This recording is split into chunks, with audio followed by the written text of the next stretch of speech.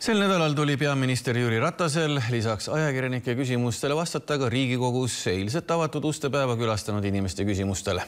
Mida peaminister noorele küsijale vastas, saate ise vaadata. Ilusat õhtut. Ma esitaksin oma küsimuse Eesti peaministrile. Kumbal pool te ise olite, Trumpi või Clintoni? Ma tänan selle küsimuse eest, et ma arvan, et Eesti on täna saanud päris hea kontakti uue Ameerika Ühendriikide presidendi Donald Trumpiga.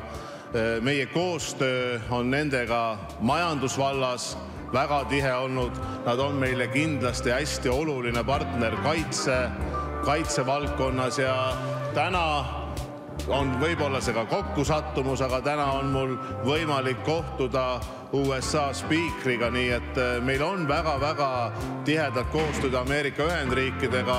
Ma kindlasti austan Ameerika Ühendriikide inimeste ja elanike otsust presidendi valimistel ja täna on Ameerika Ühendriikide president ja Eestile kindlasti ja Euroopale hea koostööpartner Donald Trump. Aitäh!